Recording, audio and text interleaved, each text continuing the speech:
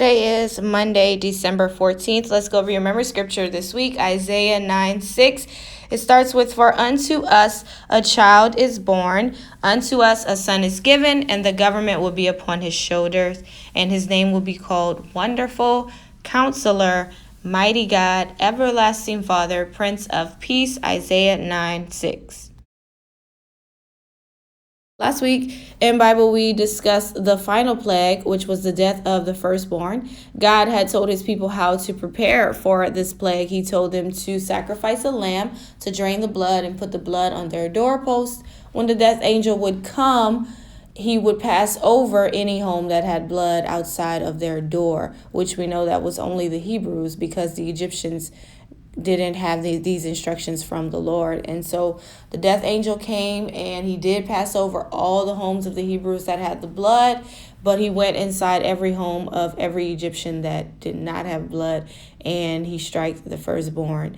And Pharaoh's own son was killed by this plague. So Pharaoh told the people to get out. He said, "Get out of the land and go." So the people left, and they were rejoicing because they were now free, and now they were on their way to the promised land, the land that God had promised to give to Abraham.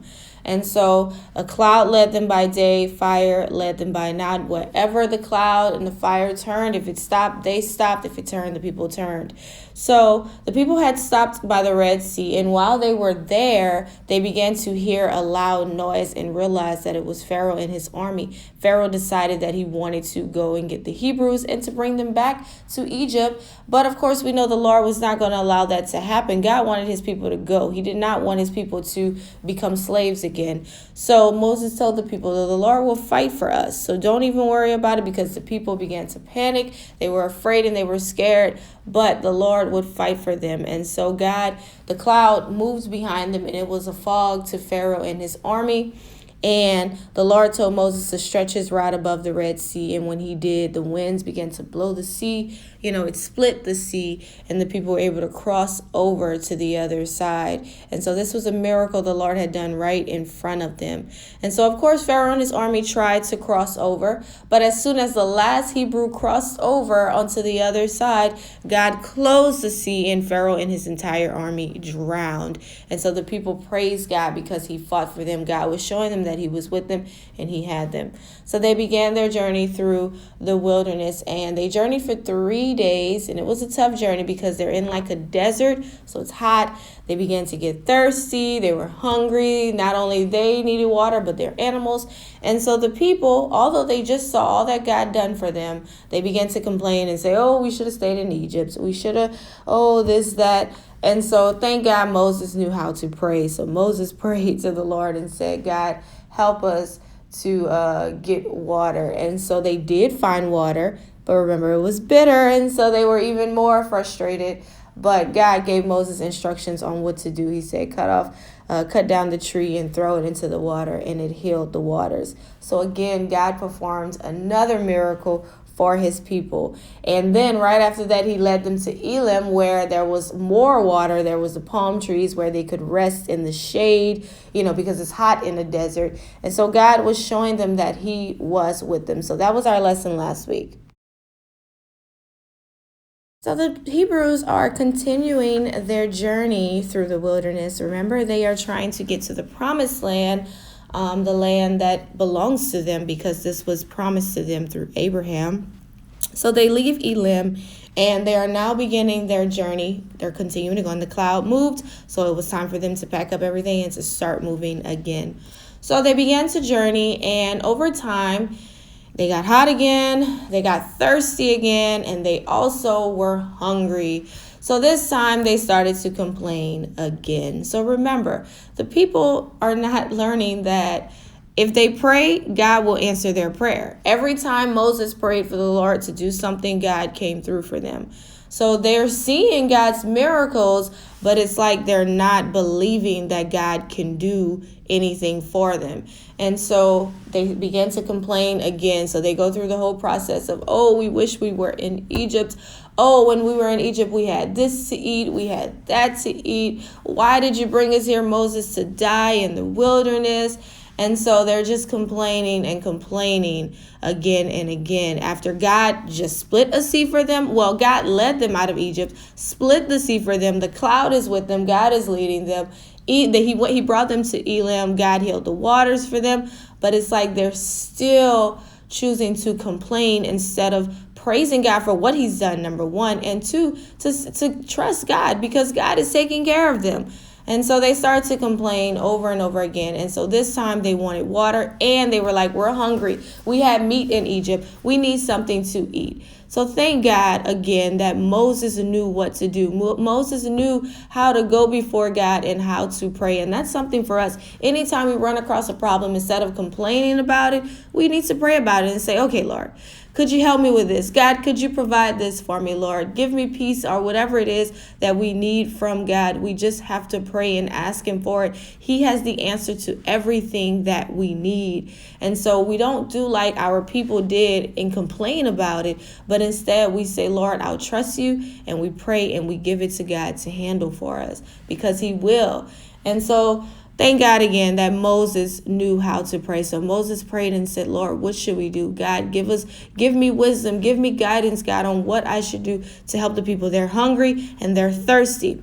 And so the Lord told Moses that he would provide for the people. The Lord said, Moses, I will rain down bread from heaven. He says, every day I will rain down this manna. It was called manna. He was like, I will rain this down from heaven for the people every day, except on the Sabbath. The Sabbath was a day of rest. And so for 6 days out of the week, the Lord would rain down manna from heaven. So every morning when the people would wake up, they would see manna on the ground. So this was some bread from heaven. We're not sure exactly what it tasted like or what it was like because it was from heaven. And so it was like perfect. It tasted, I'm sure, not like nothing we've had before. And so every day God would have manna on the ground for the people.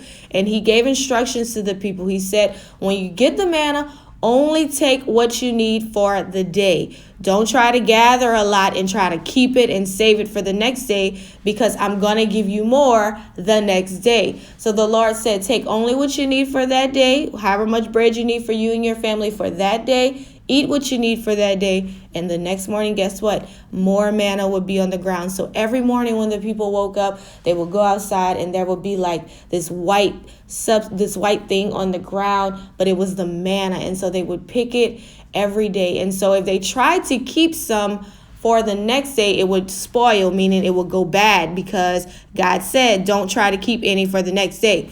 Just pick some for this day. And so that's what the people did. And now the day before the Sabbath, God would tell them to gather double because remember, on the Sabbath, the Lord wouldn't give any manna on the Sabbath. So he would tell them the day before the Sabbath, get double so that you can have some on the Sabbath. But after that, the next day after the Sabbath, I'm going to give you more manna. So we see how the Lord is good. God provided bread for them from heaven. They didn't even have to plant anything. They didn't have to go and try to hunt. None of that. God brought it down from heaven. He rained it down from heaven every day.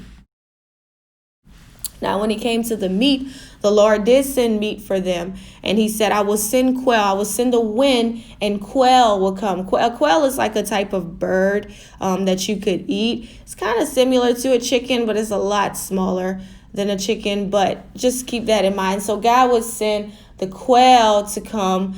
And the quail had flew low enough to where the people were able to just grab them while they were flying. And they were able to cook the quail and eat the meat. And so not only did God provide bread for them, but he also provided meat for them. So we see how the Lord is good, how when the people are in need, God will bless them with whatever they wanted because Moses prayed and sought the Lord for wisdom and told the people what God would do. So the people still have a lot to learn. They have to learn how to trust the Lord and how to believe that, yes, he is with you and he will give you whatever you need. And so that's our lesson today, how God provided manna, bread from heaven, and how he also provided quail for the people. And so the manna, God actually did this every day through their journey in the wilderness. And so they actually are going to be in the wilderness for 40 years.